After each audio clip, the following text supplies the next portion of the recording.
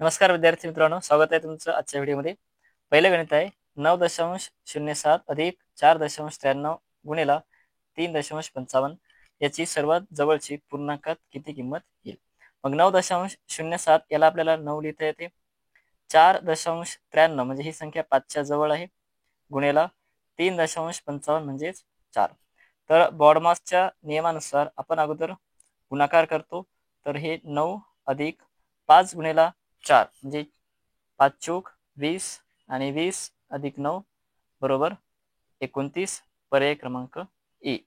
बघूया पुढील गणित। 4, 16, 36 या रचनेतील पुढील 3 अंक आपल्याला शोधायचे। तर बघा आता 4, 16 आणि 36 हे संख्या आपल्याला दिलेल्या आहेत। तर हे 4 म्हणजे 2चा वर्ग आहे, 16 म्हणजे 4चा वर्ग आहे आणि 36 म्हणजे 6चा वर्ग। या प्रत्येकामध्ये फरक आहे 2चा। 2 अधिक 2 4, 4 अधिक 2 6, मग 6 अधिक 2 8, 8 अधिक 2 10 आणि 10 अधिक 2 12। तर यांचा वर्ग आहे, तर या संख्येचा सुद्धा आपल्याला काय पाहिजे, वर्ग पाहिजे। मग 8चा वर्ग येतो 64, 10चा वर्ग आहे 100 आणि 12चा वर्ग आहे 144। म्हणजे त्या पुढील संख्या कोणत्या, तर 64, 100, 144। बघूया पुढील गणित। एका टाकीचा 16/24 भाग हा भरलेला आहे। पाण्याची टाकी पूर्ण भरण्यासाठी 250 लिटर पाण्याची आवश्यकता आहे। म्हणजे टाकी पूर्ण भरण्यासाठी आणखी 250 लिटर पाणी पाहिजे। तर त्या पाण्याच्या टाकीची क्षमता किती लिटरची आहे। मग आता रिकामा भाग किती आहे आपल्याकडे, बघा 16/24 हा जो भाग आहे हा भरलेला आहे। याला जर आपण 8 ने भाग दिला तर 8 दुनी 16, 8 त्रिक 24, ठीक आहे। आणि हा 2/3 भाग हा भरलेला भाग आहे, भरलेला आहे।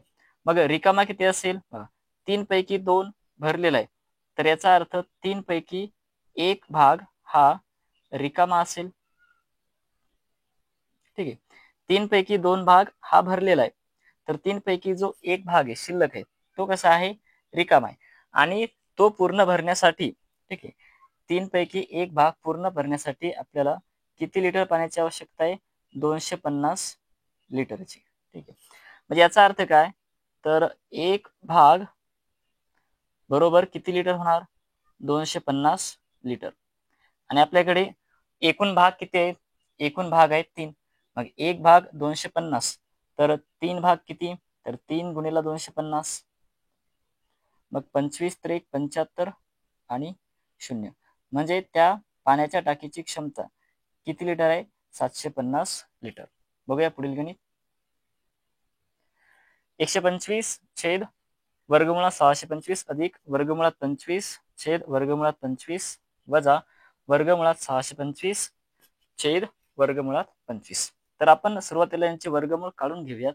तर 125 छेद वर्गमुळात 625 म्हणजे हा कशाचा वर्ग आहे, तर हा आहे 25चा वर्ग, अधिक वर्गमुळात 25 म्हणजे हा 5चा वर्ग, याचा वर्गमूळ 5 येतो,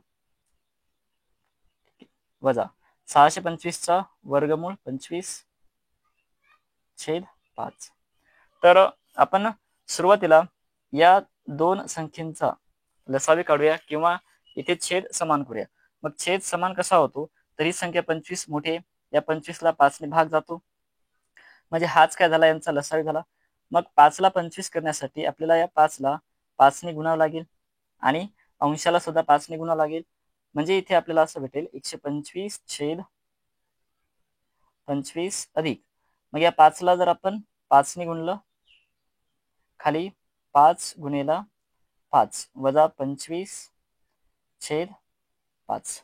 बघा आता 125 छेद 25 अधिक 5 गुणिला 5 25 छेद 25 वजा 25 छेद 5। आता या ठिकाणी पाया समान झाले,